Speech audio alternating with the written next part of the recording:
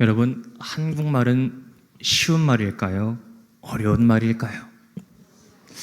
만약에 어딘가 써 있기에 잘한다 이렇게 써 있으면 어떤 뜻일까요? 읽기에 따라서 다를 수 있습니다. 잘한다를 짧고 간명하게 읽으면 그건 정말 잘한 게 맞습니다. 그런데 예측하시는 대로 잘을 짧게 읽지 않고 길게 잘한다 이렇게 읽으면 그건 잘한 겁니까? 잘 못한 겁니까? 과연 이러한 언어 농간을 외국인들은 이해할 수 있을까요? 이해할 수 없을까요? 이런 것도 있더라고요. 응이라고 하는 분명 yes의 표현을 우리는 어조를 따라서 그렇지 않다라고도 바꿀 수 있다는 겁니다. 그냥 응 하면은 yes일 수 있겠지만 응을 올렸다가 꺾으면 그건 또라는 거죠. 응, 이거는 yes가 아니라 no일 수도 있겠다라는 겁니다. 여기서 멈추지 않습니다. 한번 다음 화면 한번 PPT 띄워주시겠습니까? 이게 뭔지 읽어주십니까? 네, 저희가 볼 때에는 이 제 광이다라고도 때려 맞춰서 읽을 수 있겠지만 아직 한글을 잘 모르는 분들이 보기에는 저거는 0과 1이고 지읒이 있고 아가 있고 공이 있고 알파벳 영어 R이 있으니까 저게 무엇인지 모를 수도 있겠다 싶은 마음이 들어옵니다. 한번 이 다음 페이지로 넘어가 보겠습니다. 조금 길지만 이렇게 써 있습니다. 제가 한번 읽어드릴게요. 잘 들어보세요. 바퀴 있다고 해서 곡종했는데 보진 못했어요. 그런데 위불들이 너무 따랍 멀휘카락 붙어 있고 얼룩 있고 굴해요 넘 찝찝해서 긴팔 긴바지 입었어요. 이렇게 써 있는 숙소의 리뷰를 여러분들이 보셨다면 여러분들은 이 숙소에 가시겠습니까? 가시지 않으시겠습니까? 어떤 뜻이었죠? 숙소에 뭐가 있다 그랬다고요? 네, 그리고 많은 게 이제 좋지 않아 보이는 게 숙소의 상태였습니다. 우리는 이해할 수 있지만 우리가 아닌 외국 사람들은 저 리뷰를 아무리 읽어도 또 번역기에 돌려보아도 대체 이게 무슨 말인지를 알아들을 수 없다라는 거죠. 왜 그럴까? 한글을 그렇게 읽는 능력이 그들에게는 아직 없기 때문에 그러합니다. 무슨 말을 하고 싶은 거냐? 우리의 삶 가운데 우리가 복음으로 하루하루를 살아가는 것 또한 그리스도의 삶 또한 이와도 닮아 있다란 말씀을 여러분께 드리고 싶었습니다. 세상의 방식, 세상의 규칙, 이 땅의 문법으로는 헤아릴 수 없는 시간도 있겠지만 우리는 그것을 이 땅의 방법이 아니라 하나님의 방식으로, 하나님의 규칙으로, 그분의 뜻하심으로 헤아리면서 하루하루를 살아가는 게 우리의 걸음이요 믿음의 걸음이다라는 거지요. 이것이 성도의 삶이며 그리스도의 삶이고 본문은 바로 그런 삶이 무엇인지 오늘 우리에게 잘 보여주고 있습니다. 말씀 1절을 함께 읽겠습니다. 말씀 읽습니다. 시작. 야곱아 너를 창조하신 여호와께서 지금 말씀하시느니라. 이스라엘아 너를 지으신 이가 말씀하시느니라. 아멘. 여기까지만 보겠습니다. 네, 본문이 선포되고 있던 시기는 사실 우울하고 암울했던 시기입니다. 왜냐하면 전쟁에서 패배했던 때였고 그때의 모습을 우리가 상상해 보고 있으면 여기 본문에 있는 야곱이라고 하는 이름은 사실 이미 지워진 이름이었고 나라 이스라엘 또한 무너진 나라의 한 이름에 불과했을 거였습니다. 전쟁에서 이들은 패배했고요. 그 이름은 역사와 지도에서 지워진 것이 아마 오늘 본문이 쓰였던 당시 그리고 본문을 처음 들었을 때의 그 당시 일반적인 배경의 모습인 겁니다. 야곱, 이스라엘 더 이상 불릴 수도 없고 존재할 수도 없는 이름이지요. 그 땅에 있는 그 누구도 기억하지 못하고 떠올리지 못하고 그 어디를 가도 찾아볼 수 없는 것이 오늘 본문 1절에 있는 야곱과 이스라엘이라는 이 이름들인 거예요. 하지만 하나님은 그 이름들을 절망의 구덩이에서 재가 가득한 폐허 더미 위에서 다시 그 이름을 불러 올려주시는 겁니다. 야곱아 그리고 너 이스라엘아. 본문은 우리에게 계속해서 함께 말씀을 볼 것을 요청하고 있습니다. 저들을 그럼 부르시는 분은 과연 누구시냐라고 묻고 있을 때 말씀은 이렇게 써주고 있지요. 너를 창조하신 여호와께서 말씀하시고 너를 지으신 이가 말씀한다고 본문 1절 가운데 우리는 확인케 되어집니다. 앞서 보았던 것처럼 이스라엘의 지금 이 당시 말씀이 써있었던 그 당시 그들에게는 남겨진 것이 아무것도 없습니다. 나라도 없고 왕도 없고 성도 없고 그 무엇도 없는 때입니다. 그럼 가진 게 무엇이 있냐? 아마 패배의 기억만이 그들에게 주어진 삶의 전부였을 겁니다. 모든 게 불타가지고 없어진 기억만이 남아있고 우리의 힘을 가지고는, 우리의 능을 가지고는 어쩔 도리가 없다라고 하는 절망만이, 그리고 한숨만이 남아있었을 이스라엘과 야곱의 후손들이 이 말씀을 듣고 있는 겁니다. 남은 게 아무것도 없는 이들에게, 세워진 것이 없고 의지할 것이 없는 이들에게 진정으로 필요한 위로는 과연 어디에 있을까? 그렇게 말씀을 새기다가 제 눈길은 창조하시는 하나님이라고 하는 이 대목 가운데에서 멈추어 섰습니다.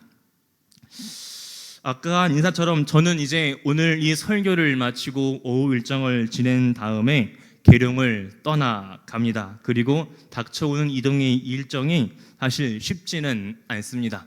저는 내일 아침 08시 반에 포항에 있는 항공사에서 먼저 전입신고를 해야 되고요. 그리고 이틀이 지난 수요일 날 아침에는 목포 삼함대에서 파견 신고를 해야 하는 상황입니다. 그리고 40일이 지난 다음에 8월 한 13일께 돼가지고 다시 포항으로 돌아오는 게 제가 앞으로 한 달 반, 2달 사이에 지내야 될 일정입니다. 사실 몇 주간 제 마음이 크게 편치 않았던 사유도 여기에 함께 있습니다. 목회 어떻게 하면 하겠는데 내가 목포에 가면 과연 어디서 살아야 되고 내가 포항 가면 또 어떻게 할까라는 고민이 제 마음 가운데 막 들어오는 겁니다. 또 고민은 그래요. 집이 나온다고 한들 내가 목포에 만약에 가 있는 동안 포항에서 집이 나오면 그 집은 누가 봐주고 어떻게 내가 그 집을 가야 되고 이사는 누가 하고, 심지어 지금 제가 살고 있는 계룡집의 계약 기간이 7월 21일까지인데 만약에 21일 날까지 그 어디든 관사가 안 나오면 저기 있는 집은 대체 어디로 가야 하는 것인가? 그야말로 혼돈과 혼란과 걱정에 차올랐던 지난 한 주였습니다. 질문은 이어지고 답은 계속 없으니까 마음이 답답해졌던 몇 주였어요.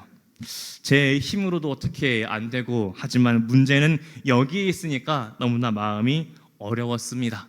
그런데 지금 이 시점에 저는 이렇게 고백할 수 있어서 참 감사한 것은 제가 아직 한 번도 가보지 아니한 목포 그 땅에 감사하게도 제가 묵을 수 있는 관사가 이미 마련이 되었고, 목포 근무를 마치고 돌아갈 포항 지역에는 지난 월요일 날 관사가 준비가 되었습니다.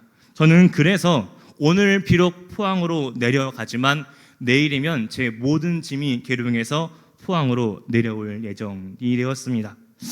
되어지는 일들을 제가 가만히 지켜보았습니다. 그리고 마음속으로 이렇게 다짐을 새겨봅니다. 하나님이 앞서가시면서 감사하게도 길을 창조하시는구나. 이렇게 보고 있는데 옆에 있던 아내가 가만히 보고 제게 한마디 말을 건네옵니다. 하나님은 참 완벽하시지 않아? 라고 제게 묻더라고요. 그래서 제가 물었습니다. 왜? 관사가 잘 나와서? 그러니까 아내가 이렇게 답을 합니다. 아니, 지금 우리 집에는 가전 같은 게 아무것도 없잖아. 당장 포항에 가면은 텅 빈 집으로 가야 하는데 지금 집에 있는 것 침대도 없고 세탁기도 없고 이 더위에 에어컨도 없고 다 없는데 당장 포항 가면 어떡해? 하지만 목포에 가 있는 동안 사놓고 포항으로 주문해놓고 있으면 포항으로 돌아간 다음에 거기에 모든 게 다 있으니까 문제가 없다라고 얘기를 해주는 거예요. 그 말을 듣고 있으면서 제 마음 가운데 두 가지 감상이 떠올랐습니다. 첫째로 결혼을 참 잘했다. 그리고 두 번째로 맞다. 하나님은 우리가 발 디딜 공간을 때와 철에 맞게 창조하신다라고 저는 이 시기를 고백하게 되어집니다. 이스라엘 그들이 지금 마주하고 있는 현실은 아마 미래를 말할 수 없는 성질의 것이었습니다. 그들이 경험했던 삶의 온도라 하는 것도 다시는 봄이 올 것이라고 기대하기에는 어려울 만큼 차가웠던 것이 그들의 현실입니다. 하지만 하나님은, 창조하신 그 하나님은 거기에서 말씀하시고 새로운 일들을 열어가시고 새로운 날들을 보이시는 분이라고 저는 저희의 삶과 함께 여러분께 고백하게 되어집니다. 그렇기에 이렇게 한번 이 시간에 축원하고자 합니다. 이 한자리에 모인 우리의 인생 또한 바로 그러한 역사가 우리의 삶 가운데 가득하기를 바라해 보는 거죠. 오늘의 우리의 삶을 가지고는, 오늘 내 삶, 오늘 이 모습을 가지고는 떠올릴 수 없고 기대할 수 없고 예측할 수 없을지 모르겠지만, 우리가 감히 고백하건대 이 땅을 지으시고 창조하시고 나를 잘 아시는 하나님이 이미 거기에서 우리로 위하여, 우리와 함께 우리를 위하여 일하고 있다라고, 그렇게 우리가 우리의 삶 가운데 고백할 수 있기를 저는 간절히 바래 봅니다.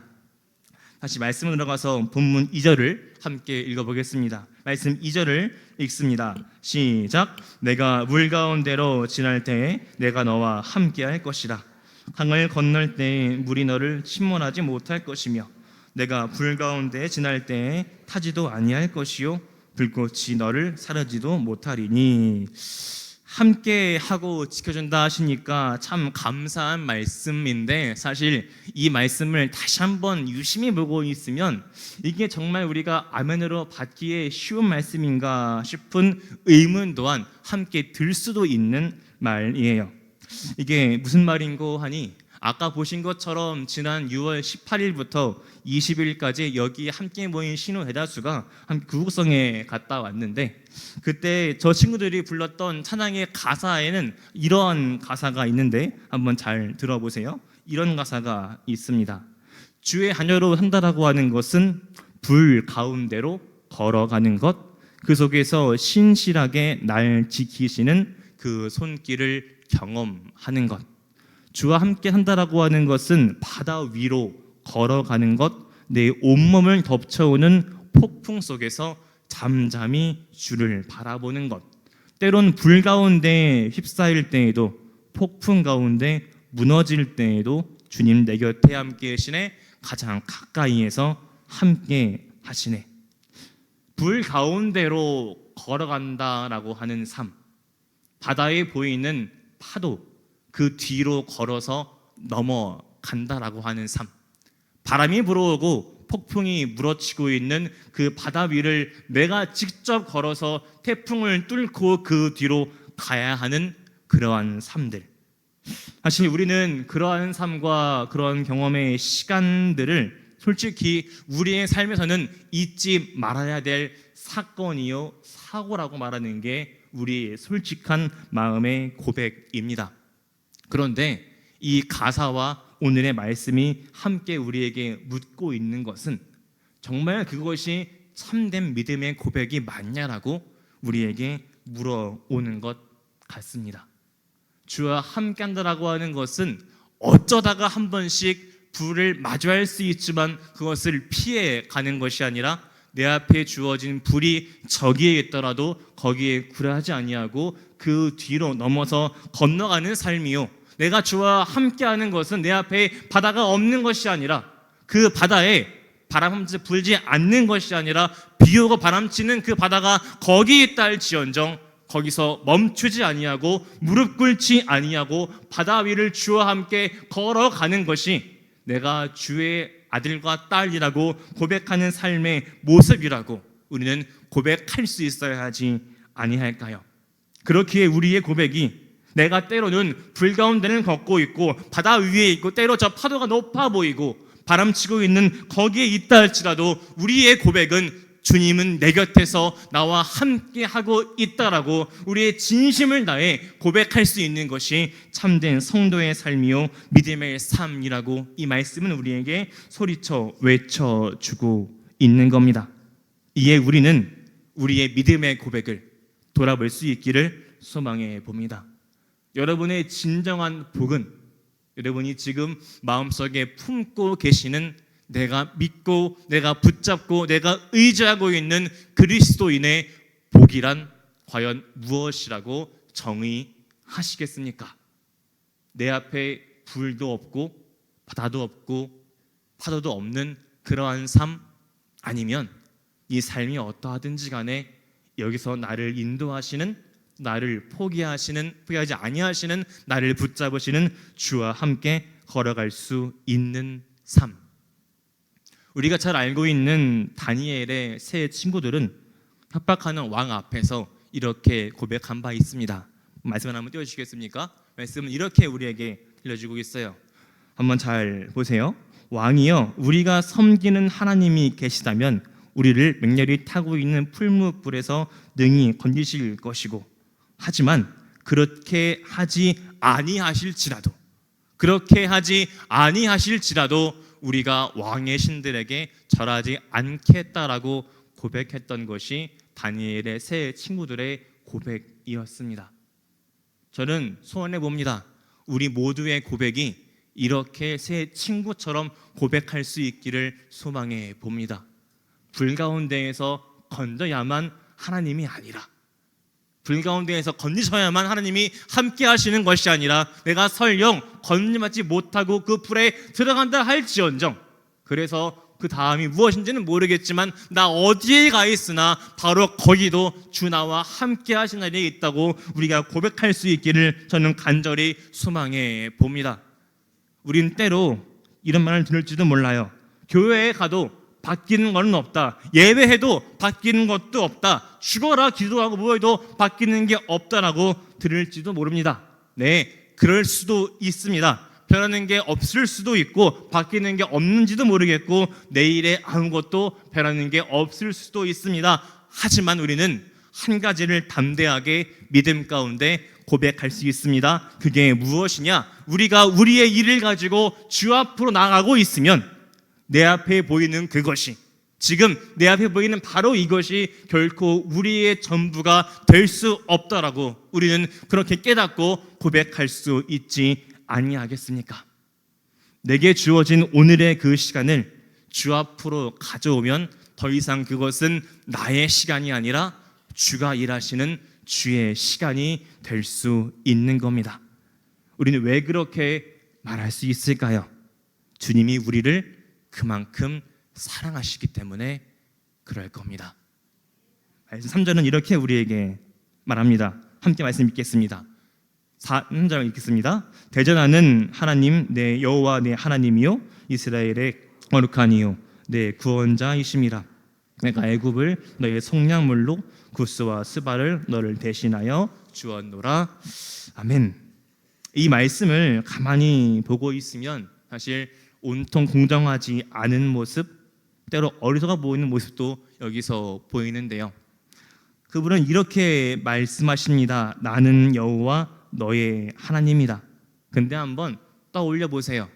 과연 이스라엘도 여호와 그분을 내 하나님이라고 고백하면서 살아왔을까라는 겁니다. 이사야 42장에 이르기까지 이스라엘은 하나님, 여호와 그분을 나의 하나님이라 고백하지 않는 삶만을 살아왔습니다. 필요할 때에는 의지하지만 필요하지 않을 때에는 하나님도 그냥 멀리 있던 게 이스라엘의 모습이었어요. 그런데 하나님은 그 이스라엘을 구원하시고자 구스와 애굽과 스바를 내어주시고 그들을 자유롭게 하고 있음을 말씀 가운데에서 볼 수 있습니다. 얻은 게 있고 잃은 게 있다면 잃은 게 더 큰 것이 지금 하나님이 보여주고 있는 모습의 행태라는 겁니다. 우리가 이해할 때에 합당하거나 이득이 있는 거래가 결코 아니었던 거죠. 하지만 하나님은 그 이스라엘을 위해서 그렇게라도 할 수 있다라고 말씀은 우리 가운데 들려주고 있는 것 같아요. 마지막 이야기를 하고자 하는데 다시 구국성의 이야기입니다. 구국성회를 참 마치고 이런저런 평들이 되게 많았습니다. 뭐 어느 설교가 참 좋았다, 어느 팀을 또 보고 싶다, 어느 팀의 사역과 간증이 참 기대 이상이었다. 저는 그 어떠한 말에도 공감을 할 수 없었습니다. 왜냐하면 제가 진행팀이 아닌 진행팀이 되어서 이튿날 새벽 예배를 제외하고는 단 한 번도 어떠한 예배에도 들어가지 못했기 때문입니다. 모르는 사람과 통화를 해야 됐고, 제가 모르는 문제를 거기서 제가 조율을 해야 됐고, 해결을 해야 했고, 여러 가지로 참 바빴던 시간이었습니다. 게다가 모든 집회가 끝나고 이제 파주에서 계룡으로 와야 하는데 그때까지 문제가 많았어요. 오기로 한 버스가 아직 오지를 않은 겁니다.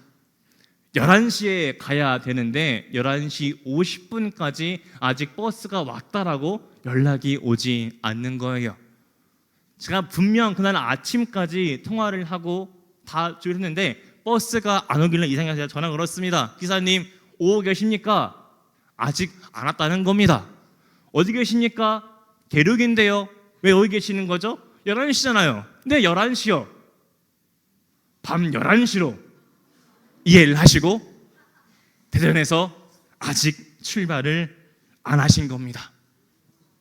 아직 뽀송했던 제 얼굴에 식은땀이 주룩주룩 흘러내렸던 시간이었습니다.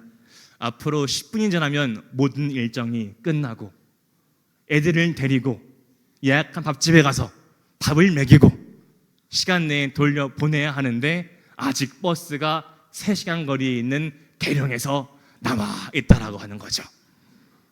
주여, 정말 주의 이름을 간절히 불렀던 기억이 증납니다. 어쩌겠습니까? 대책을 찾아야지요. 급하게 파주에서 버스를 구해 가지고 다시 계약을 하고 버스를 타고 내려왔어요.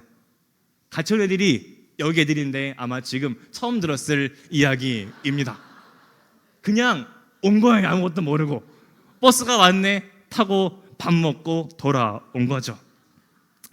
버스에 있으면서 속으로 혼자 마음이 그랬습니다. 이게 뭐람? 고생 다 하고 버스도 안 오고 밥집도 가야 되고, 그런데 제가 이러는 거를 여기 있는 그 누구도 아무도 모르는 겁니다. 어떤 말할 수도 없고 그럼 억울하잖아요. 그래서 혼자 이렇게 있다가 문득 제 2일차에 제가 걸었던 거리를 한번 시계를 보니까 애플워치에 떠있던 제 이틀차의 걸음수가 26,000보가 찍혀져 있더라고요. 제가 뭐하고 왔을까? 가만히 이렇게 있는데 짜증이 막 올라오는 순간에 제게 주님이 그런 말씀을 주시는 겁니다. 고생했는데 다 몰라서 마음이 힘드냐 그러시길래 제가 그렇습니다. 그러니까 제게 이런 마음이 동시에 들어오더라고요. 나도 너를 위해서 그렇게 고생하고 사랑하지만 너도 근데 그 사랑을 모르지 않냐? 근데 나도 너를 그래도 너를 사랑한다는 말씀 가운데에서 제 마음이 조금은 풀려오기 시작했습니다. 아무도 모르는 고생 우리가 할 때가 있을 때마다 떠올려 보게 되는 것은 하나님도 우리를 위해서 그렇게 사랑하셨구나. 내가 미처 보지 못할 때에도, 나는 그분이 없다 할 때에도, 오늘 내 삶을 보고 있으니까 문제가 많고 어렵고 그렇다 할 때에 이게 뭐람 말하는 게 우리의 고백이지만 돌아보건대 또 다시 보건대 거기에서도 일하시는 주님이 우리를 향하여 서 계신다고 고백할 수 있게 되는 것이 오늘 이사야가 주고 있는 그리스도인의 삶이요 우리의 고백이라고 저는 그렇게 갈무리를 지어보고 싶었습니다. 말씀을 맺고자 합니다. 한국 사람만 알아볼 수 있는 말이 있듯이 우리가 복음을 가지고만 살아갈 때 알 수 있는 것들이 많이 있습니다. 고난, 슬픔, 어려움, 눈물, 우리가 바라볼 때 그것이 전부가 아니라 고난과 슬픔, 눈물, 그 뒤에서 우리와 함께 일하시는 그 주님이 나를 사랑하시는구나. 오늘 내 모습을 바라보고 있으면 그렇지 않은지 모르겠지만 그럼에도 주님이 나를 잘 아시고 나를 붙잡으시는구나. 그것을 우리가 꼭 잊지 말고 살아갈 수 있으면 좋겠습니다. 그 고백할 때 모든 시선을 우리가 주님께 드리는 가운데에서 오늘 우리의 산 자리가 이 땅이 아니라 바로 이 자리에 주의 은혜가 가득히 바라는 마음 모아서 이제 찬양하시고 기도함으로 예배를 모두 마치겠습니다.